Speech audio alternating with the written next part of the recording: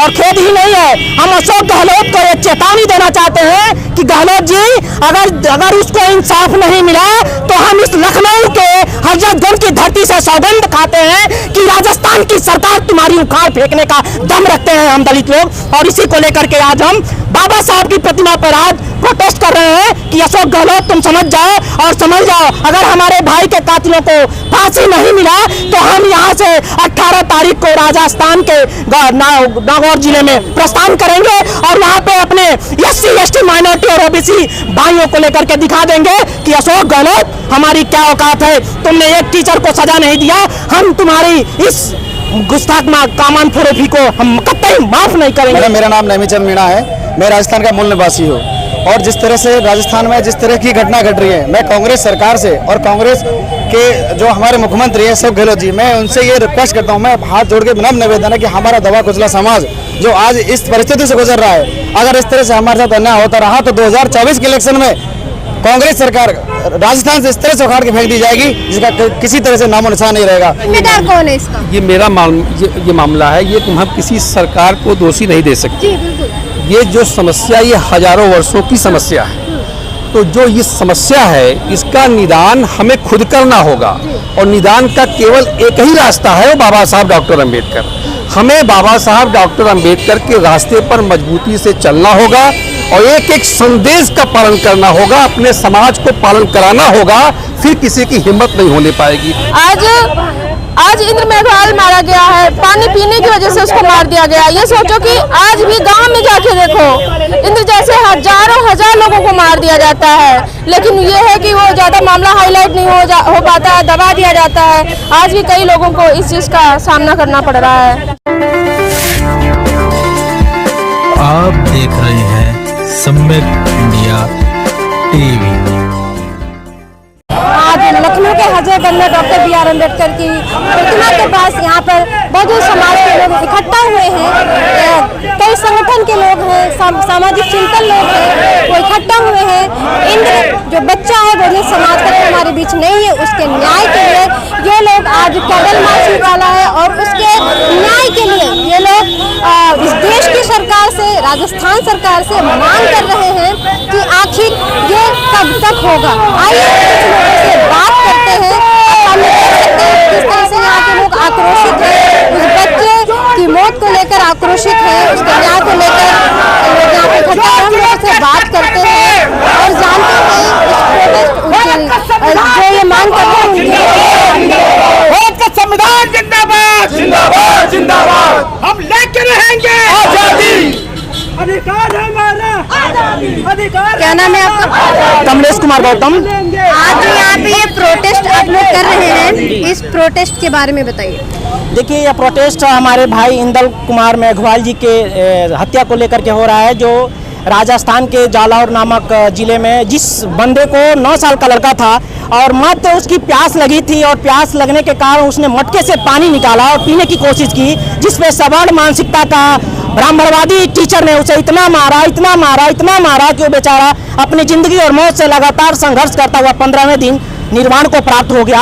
और जिसका हमें बहुत खेद है और खेद ही नहीं है, हम अशोक गहलोत को एक चेतावनी देना चाहते हैं कि गहलोत जी अगर उसको इंसाफ नहीं मिला तो हम इस लखनऊ के हजरतगंज की धरती से सौगंध खाते हैं कि राजस्थान की सरकार तुम्हारी उखाड़ फेंकने का दम रखते हैं हम दलित लोग। और इसी को लेकर के आज हम बाबा साहब की प्रतिमा पर आज प्रोटेस्ट कर रहे हैं कि अशोक गहलोत तुम समझ जाओ और समझ जाओ, अगर हमारे भाई के कातिलों को फांसी नहीं मिला तो हम यहाँ से 18 तारीख को राजस्थान के नागौर जिले में प्रस्थान करेंगे और वहाँ पे अपने SC ST माइनॉरिटी और OBC भाइयों को लेकर के दिखा देंगे कि अशोक गहलोत हमारी क्या औकात है। तुमने एक टीचर को सजा नहीं दिया, हम तुम्हारी इस गुस्ताख कामान फरोफी को हम कतई माफ नहीं करेंगे और उसको न्याय दिलाने तक हमारा प्रोटेस्ट जारी रहेगा। चाहे जब ये न्याय मिले तब तक हम लोग ये प्रोटेस्ट करते रहेंगे और संविधान को अपने हाथ में अपने साथ लेकर के कानूनी तरीके से हम लड़ाई को लड़ेंगे, क्योंकि हमारा संविधान गवाह है। बाबा साहब ने हमें कानूनी रूपी संविधान दिया है और कहा है कि जब कोई अत्याचार अन्याय तुम्हारे ऊपर हो तो संविधान का सहारा लेना और संविधान के सहारा लेने के बाद तुम्हें न्याय अवश्य मिलेगा। इसलिए हम लोग यहाँ संविधान के कानूनी तौर से, कानूनी तरीके से हम अपना प्रोटेस्ट शांतिपूर्वक तरीके से हम सभी SC ST माइनॉरिटी और OBC के भाई प्रोटेस्ट कर रहे हैं। बाबा साहब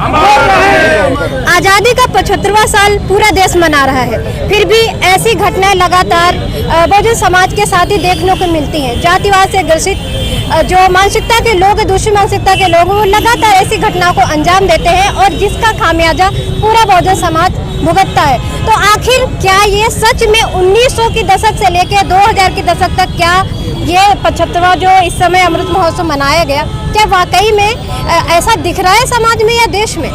देखिए, ये जो 75वां स्वतंत्रता दिवस मनाया जा रहा है, ये स्वतंत्रता दिवस भी हमारे बाबा साहब की देन है। अगर बाबा साहब डॉक्टर भीमराव अम्बेडकर संविधान नहीं लिखे होते तो स्वतंत्रता नहीं मिलती हमें। ये भी ये मानववादी लोग भूल जाते हैं कि स्वतंत्रता भी हमारा एक SC ST OBC माइनॉरिटी के लोगों ने संघर्ष किया और लगातार लड़ाइयाँ लड़ी। आप चाहे तो कश्मीर से कन्याकुमारी तक देख लीजिए, सारी लड़ाइयाँ हमारे लोगों ने लड़ा फ्रंट पे आकर के। और उसके बाद से लड़ने के बाद हमें जो अधिकार मिला संविधान के तौर पे, उसका हम यूज कर रहे हैं। लेकिन ये लोग कहते कुछ और हैं, करते कुछ और हैं। संविधान में इक्वलिटी, फ्रेटर्निटी और क्वालिटी का जो उन्होंने उसमें समता, बंधुत्व और भाईचारे का जो संदेश दिया है, ये बाबा साहब ने दिया। लेकिन ये मनुवादी लोग, जातिवादी लोग इसको नहीं मानते हैं। वो सोचते हैं कि ये कल का SC ST OBC हमारे से बराबरी में कैसे बैठ गया।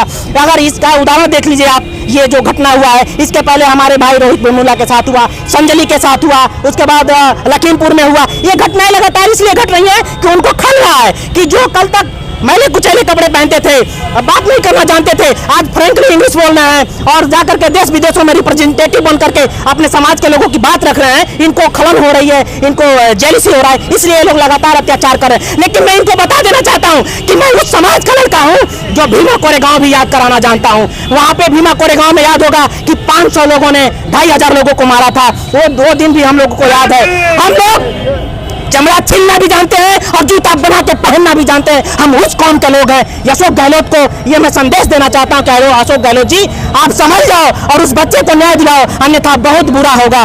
पूरा देश, ये आप लोग के मीडिया के माध्यम से, सोशल मीडिया के माध्यम से पूरा देश इस घटना को जान गया है और आपको छोड़ेगा नहीं। आने वाले 2023-24 के चुनाव में आपको बख्शेगा नहीं और जरूर आपको पटकनी खानी पड़ेगी अगर उस बंदे को आपने फांसी की सजा नहीं दिया। पानी पीने की लड़ाई जो बहुत पुरानी है, तो कैसे जीतेगा पूरा समाज, बहुजन समाज? देखिए, पानी पीने की लड़ाई तो बाबा साहब ने लड़के चौदार तालाब का जो आप रेफरेंस है, चौदार तालाब में उन्होंने कानूनी तरीके से पानी लिया और पिया। देखिए, हमारा क्या है, जब तक हम सारे बहुजन के लोग, SC ST OBC माइनॉरिटी के लोग एक हो जाएंगे और जिस दिन हम एक होकर के एक झंडा, एक बैनर के तले आ जाएंगे, बाबा साहब के बैनर और मिशन के तले नीचे आ जाएंगे, उसी दिन ये लोग समझ जाएंगे और जान जाएंगे कि ये सारे 90% 93% लोग एक हो गए हैं। अब इनको छूना बहुत दूर की बात है, मारना तो बहुत दूर की बात, छूने में शर्म करेंगे लोग। और जिस दिन हम सारे लोग एक मंच के नीचे आ जाएंगे, एक बैनर के नीचे आ जाएंगे, उस दिन हमें समता, बंधुत्व, भाईचारा का संदेश मिलेगा और हमको जरूर वो चीज़ें मिलेंगी, क्योंकि हमें बाबा साहब के संविधान पे भरोसा है, विश्वास है। चलिए, मैं और लोगों से बात करती हूँ और उनसे जानती हूँ कि आखिर वो जो हमारे समाज का बच्चा है इंद्र कुमार, आज उसके न्याय। अच्छा, राजस्थान से हैं आप, क्या नाम है? मैडम, मेरा नाम नेमीचंद मीणा है। मैं राजस्थान का मूल निवासी हूँ और जिस तरह से राजस्थान में जिस तरह की घटना घट रही है, मैं कांग्रेस सरकार से और कांग्रेस के जो हमारे मुख्यमंत्री है अशोक गहलोत जी, मैं उनसे ये रिक्वेस्ट करता हूँ, मैं हाथ जोड़ के विनम्र निवेदन है कि हमारा दबा कुचला समाज जो आज इस परिस्थिति से गुजर रहा है, अगर इस तरह से हमारे साथ अन्याय होता रहा तो 2024 के इलेक्शन में कांग्रेस सरकार राजस्थान से इस तरह से उखाड़ के फेंक दी जाएगी जिसका किसी तरह से नामो निशान नहीं रहेगा। और हमारे समाज दलित, बहुजन और आदिवासी इतना कमजोर नहीं है कि हर किसी के सामने अपनी दुआई की भीख मांगे। आज पढ़ रहा है, लिख रहा है और संगठित हो रहा है, संघर्ष कर रहा है, आज इतना कमजोर नहीं है। हमारे सभी साथी, सभी भाई एक जगह, अगर इंदर को उचित न्याय और अगर पर्याप्त मुआवजा नहीं मिला परिवार को, तो आने वाले समय में कांग्रेस सरकार को वो दिन देखने पड़ेंगे कि वो आने वाले समय में भूल जाएगी कि राजस्थान में कभी सरकार बना पाएगी। चलिए, तो यहाँ आप राजस्थान से यहाँ लखनऊ कैसे? मैडम, हम भारतीय रेल में नौकरी करते हैं। हमारे राजस्थान के मीणा आदिवासी समाज के लोग कम से कम 2,500 लोग हैं यहाँ पर नौकरी करते हैं। रेल में, सिविल विभाग में, तमाम विभागों में नौकरी करते हैं। और आज जिस तरह से राजस्थान में घटना घटी है, आज हमको इतना शर्मिंदा हो रहा है, आज हमको रोड पे उतरना पड़ रहा है। एक हमारा बेटा समान, एक छोटा सा 9 साल का मासूम, जिसको केवल पानी पीने के बहाने से उसकी जान ले ली गई है। इतना दुर्भाग्य है। बाबा साहब ने हमें जो अधिकार दिए, आज हमारे जो अधिकार दिए बाबा साहब ने संविधान के दायरे में रहकर, मनुवाद और ब्राह्मणवाद ने उनको कुचल के रख दिया है। और मैं मैडम मैं बिल्कुल कड़े शब्दों में ये मतलब आलोचना करता हूं कि जब तक हमारे देश में ब्राह्मणवाद, मनुवाद और पाखंडवाद जिंदा रहेगा, हम लोगों को इतनी आसानी से पनपने नहीं देगा। इसलिए मैं तमाम केंद्र में बैठी और राज्यों में बैठी सरकार से आह्वान करता हूं कि दलित, आदिवासी और बहुजनों के साथ इस तरह का व्यवहार जो करती है वो बिल्कुल ना करे, नहीं तो इसके दूरगामी परिणाम भुगतने बहुत निश्चित है। और लोगों से हम बात करते हैं, उनसे जानते हैं। क्या नाम है सर आपका? राजीव रत्न मौर्य। पूरा देश जो है बच्चे इंद्र कुमार के न्याय के लिए उतरा हुआ है, तो आखिर ऐसे ये किस मतलब जो जिस तरह से पूरे देश में लगातार ऐसी घटनाएं घट रही हैं पूरे देश में, तो जिम्मेदार कौन है इसका? ये मामला है, ये हम किसी सरकार को दोषी नहीं दे सकते। जी बिल्कुल। ये जो समस्या, ये हजारों वर्षों की समस्या है। तो जो ये समस्या है, इसका निदान हमें खुद करना होगा, और निदान का केवल एक ही रास्ता है, वो बाबा साहब डॉक्टर अंबेडकर। हमें बाबा साहब डॉक्टर अंबेडकर के रास्ते पर मजबूती से चलना होगा और एक एक संदेश का पालन करना होगा, अपने समाज को पालन कराना होगा, फिर किसी की हिम्मत नहीं होने पाएगी। हम न गहलोत को दोषी देते हैं, न हम ये यहाँ की योगी को दोषी देते हैं, क्योंकि इनकी मानसिकता हजारों वर्षों से शोषण का ही रही है। इसलिए सब चोर चोर मौसरे भाई हैं, सब एक हैं। जिम्मेदारी हमारी है कि हम अपने समाज को जागृत करें और बाबा साहब डॉक्टर अंबेडकर के रास्ते पर लेकर के चले। बाबा साहब डॉक्टर अंबेडकर ने स्पष्ट ये कह दिया था कि हिंदू धर्म में मेरा कोई जो अधिकार नहीं है, मेरा कोई सम्मान नहीं है, और जब तक हम लोग हिंदू बने रहेंगे, लात खाते रहेंगे, अपमानित होते रहेंगे। वह जो शिक्षक ने अपमानित किया है, मारा है, जान लिया, हत्या किया है, इसलिए कि हमारा समाज आज भी हिंदू बना पड़ा है। अगर हम लोग जिस दिन हिंदू धर्म को छोड़ करके परम पूज्य बाबा साहब डॉक्टर अंबेडकर के रास्ते पर चल देंगे, अपने समाज को हम लोग रास्ते पर लेकर के चल देंगे, किसी की हिम्मत नहीं पड़ेगी कि फिर हमारे किसी बच्चे की हत्या करे। हत्या तो दूर के बाद किसी की हिम्मत नहीं पड़ सकती। इसलिए एक एक कदम हमारे समाज में हम लोग अभी से चेत जाए। ये घटनाएं बराबर हो रही हैं, और हम लोग क्या करते हैं, केवल कैंडल मार्च को निकालते हैं, एक आवेदन पत्र देते हैं कि हमें जो है ये धरना करना है, फिर उसके बाद सब टाई फिस हो जाता है। ये अपमान है बाबा साहब डॉक्टर अंबेडकर का कि हम केवल कैंडल मार्च निकालते हैं, खाली सरकार को हम दोषी देते हैं, जबकि ये मेरा मामला है। हम अपने समाज को एक एक पल जागृत करें और परम पूज्य बाबा साहब डॉक्टर अंबेडकर के रास्ते पर चल करके मनुवाद की बखिया खोल दे। यही एक रास्ता है, और कोई रास्ता नहीं है। जब अगर ये ऐसा हो गया, परम पूज्य बाबा साहब डॉक्टर अंबेडकर के सपनों का भारत बन गया, तो किसी माई के लाते में हिम्मत नहीं होगी कि हमारे बच्चों को कोई छू सके। सर, लगातार ऐसी घटनाएं हो रही, इन पर अंकुश कैसे लगे?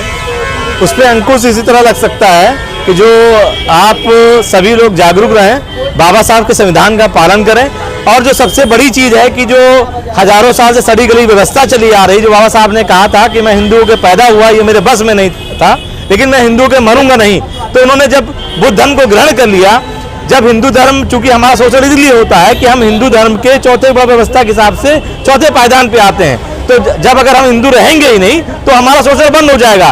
तो हमें तो सिर्फ एक रास्ता ये नजर निकल के आता है कि अब हमें जल्दी से जल्दी हिंदू धर्म को त्याग देना चाहिए, क्योंकि इस तरह की घटनाओं की पुनरावृत्ति हमको लगता है कि फिर से हो जाएगी। क्योंकि जो शोषण करने वाले लोग हैं, मनुवादी लोग हैं, उनके दिमाग में भरा हुआ है कि ये हिंदू धर्म के जो चौथे पायदान के लोग हैं, ये सेवा करने के लोग हैं, इनके साथ छुआछूत करनी चाहिए। हम लोग बहुत ही ज़्यादा इस समय दुखी हैं। पूरे देश के अंदर जब से ये खबर हम लोगों ने सुनी है, हम लोग जो ये अमृत महोत्सव मनाया जा रहा था वो बिल्कुल फीका लगने लगा कि 75 आज़ादी के 75 साल बाद भी 1950 से पहले वाली स्थिति दलितों की आज भी वही है कि मटका झूलने पर हमारे समाज के एक बच्चे की हत्या कर दी जाती है। शर्म आती है ऐसे 75वें अमृत महोत्सव मनाने पर, और ऐसा लगता है कि अमृत महोत्सव हमारे लिए नहीं है, कि आज़ादी हमारे लिए नहीं है, ये चंद लोगों के लिए है, ये बहुजनों की आज़ादी नहीं है। इसीलिए हम लोग एक रास्ता ये सोच रहे हैं, भविष्य में ये हम लोग चाहते हैं, सभी लोग आह्वान करेंगे कि अगर ये घटनाएं नहीं रुकी तो हम हिंदू धर्म छोड़ करके पूर्णतः बौद्ध धर्म को अपना लेंगे। और लोगों से हम बात करते हैं, हमारे साथ कुछ महिलाएं भी हैं, कुछ लड़कियां भी हैं जो इस आंदोलन में शामिल हुई हैं। क्या नाम है आपका? मेरा नाम अनुबोध है। अनुबोध, अनु जी ये बताइए 9 साल के बच्चे की क्या गलती थी आखिर? वो छोटा सा बच्चा मासूम सा, उसकी गलती क्या थी जो इतनी बड़ी सजा मिली?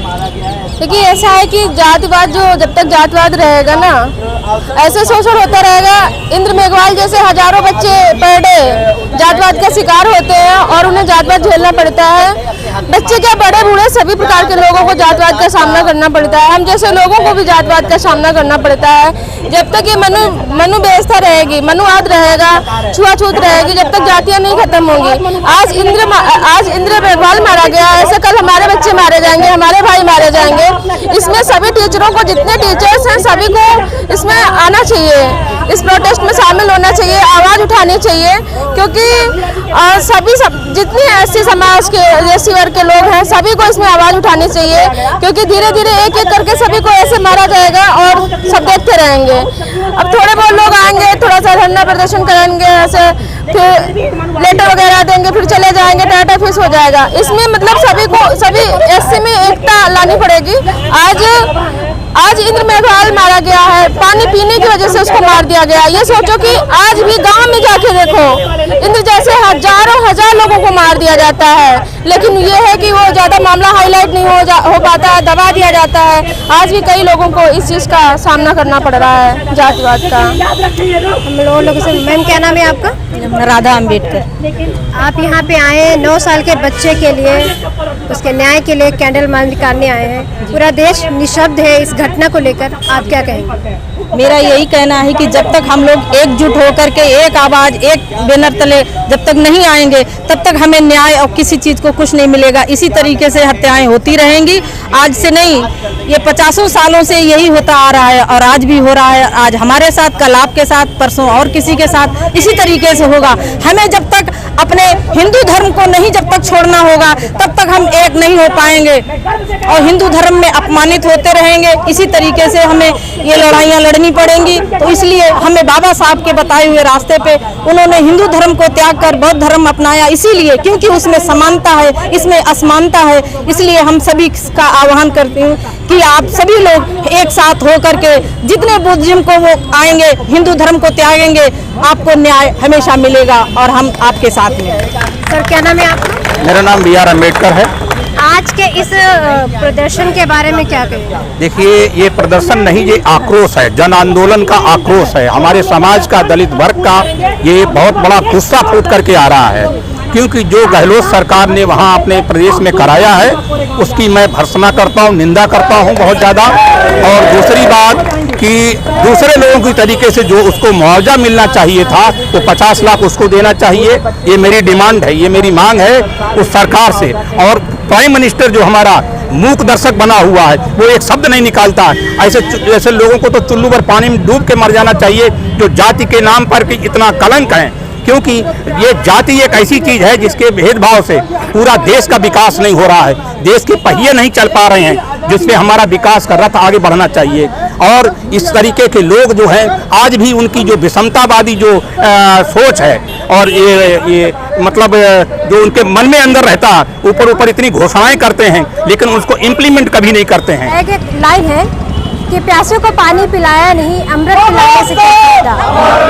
पूरे देश में जो ये 75वां अमृत महोत्सव मनाया गया, इसका फायदा क्या देश के लोग आजाद हैं? क्या सच में ये जातिवादी दूसरी मानसिकता से ये देश आजाद हुआ है? जो 9 साल का अबोध बालक जिस तरह से आज ये ऊंची जातिवादी मानसिकता की, दूसरी मानसिकता के द्वारा जिस तरह से इस घटना को अंजाम दिया गया, आज हमारे बीच नहीं है। इसका आज वो बच्चा बड़ा होकर के, अगर वो बच्चा जिंदा होता है, बड़ा होकर के एक भविष्य में कुछ भी बन सकता था, IAS बन सकता था, कोई बड़ा अधिकारी बन सकता था, पायलट बन सकता था, डॉक्टर बन सकता था, मतलब भविष्य में कुछ ऐसा बन सकता था जो देश में अपना योगदान दे सकता था, देश को आगे ले जाने के लिए अपना योगदान दे सकता था। लेकिन ये दूसरी मानसिकता के लोगों की ये कारनामा देखिए कि जिस हमारे देश का भविष्य, वो 9 साल का बच्चा आज हमारे बीच नहीं है। बहुत दुख हो रहा है कि आज 75वां आजादी का जो महोत्सव तो मनाया गया है, क्या बात है, आज भारत स्वतंत्र हुआ है, क्या सच में भारत स्वतंत्र हुआ है? ये पूरे देश की जो देश की सरकारें, राज्य की सरकारें और पूरा जो जो समाज है, सौर समाज, ये पूरा सब जिम्मेदार है कि आखिर समाज को किस तरह से आगे ले जाए, देश को किस तरह से आगे ले जाए, इसका जिम्मेदार हर कोई है। आप हमें कमेंट बॉक्स में जरूर बताइए कि आखिर ऐसी जो निरंतर जैसी घटनाएं हो रही हैं पूरे देश में, तो इसका जिम्मेदार या सरकारें हैं या समाज के लोग हैं जो अपने आप को ऊंचे पायदान पर बताते हैं। मिलते हैं आपको अगली वीडियो में, तब तक के लिए दीजिए।